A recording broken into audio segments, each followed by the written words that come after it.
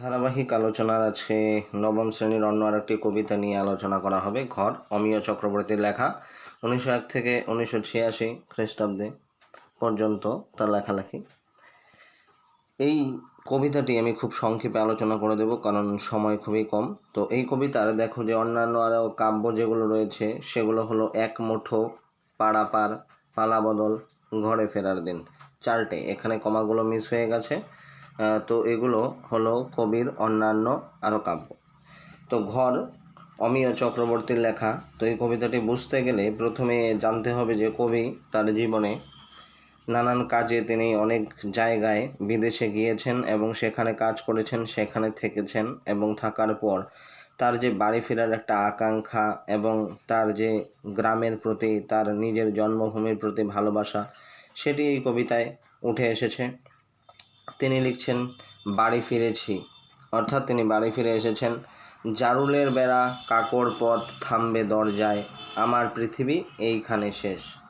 অর্থাৎ কবি যতই বাইরে থাকুন না কেন, তার কিন্তু গ্রাম্য জীবনের যে দৈনন্দিন জীবনের তার বাড়ি, সেই বাড়ির কথা তার মনে পড়ে এবং তিনি বাড়ি ফিরে এলে সেই জারুলের বেড়া, অর্থাৎ একটা বাড়ি যে জায়গায় চারপাশে বেড়া দেওয়া এবং কাকড় পথ, যেটি একটি রাস্তা যেটি গিয়ে তার দরজায় শেষ হয়।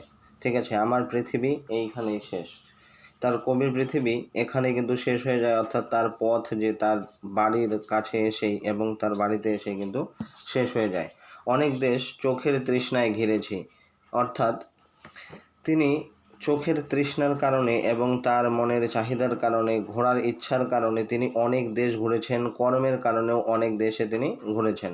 অনাত্ম সংসার দূরে গড়-যায়। ঠিক আছে, যে সেই অনাত্ম সংসার দূরে গড়েছে, সেই যে বিদেশ, সেই বিদেশে তার আত্মার তেমন কোনো টান নেই, তবু তিনি কর্মের স্থলে কিন্তু তিনি নানান জায়গায় গিয়েছেন, তার জন্য সেই দূরের সংসারটি কিন্তু গজরেছে।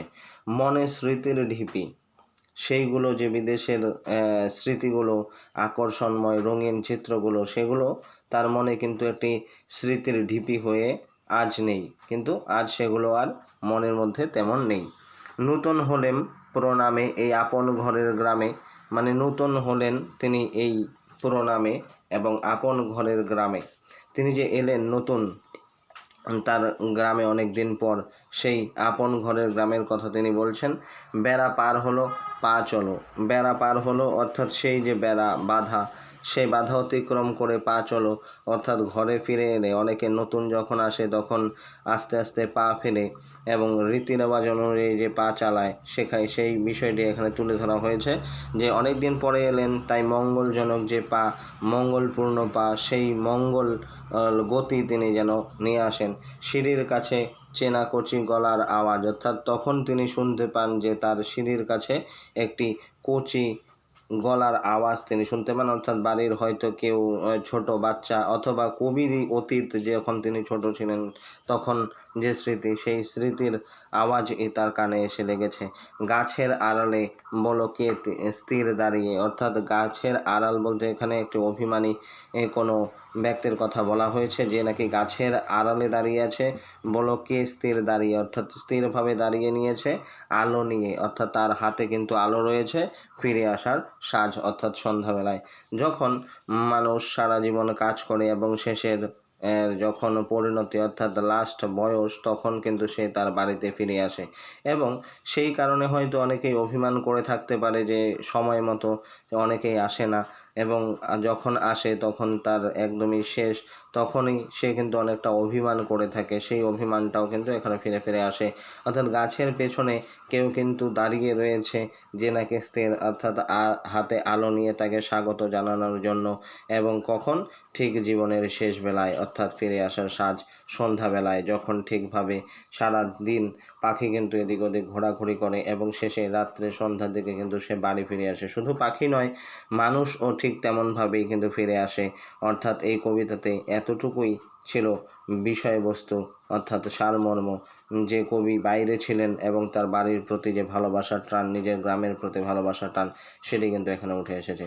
তো এই সমস্ত কবিতা থেকে, ছোট ছোট কবিতা থেকে তেমন কিন্তু কিছু প্রশ্ন হয় না। এখান থেকে আমার ধারণা যে কোনো একটি লাইন তুলে দিয়ে সেখানে ড্যাশ করে দেবে যে এখানে সঠিক শব্দটি বসাও, এবং 4টি শব্দ নিচে দিয়ে দেবে যে কোন শব্দটি এখানে বসবে, সঠিক শব্দটি। তো এইভাবেই কবিতাগুলো আলোচনা করা হবে অল্প অল্প করে, কারণ সময় খুব কম। তোমরা কবিতাগুলো ছোটোগুলো মুখস্থ করে চেষ্টা করবে, বারবার পড়বে, যেন শব্দগুলো তোমাদের মাথায় থাকে, যে কোথাও যদি শব্দ উঠিয়ে দিয়ে সেখানে ড্যাশ করে দেয় তবু তোমরা সেই শব্দটিকে সম্পূর্ণরূপে এবং সঠিকভাবে বসিয়ে নিতে পারো। তো আজকের ভিডিওতে এতটুকুই, দেখা হবে পরবর্তী সময় অন্য ভিডিওতে।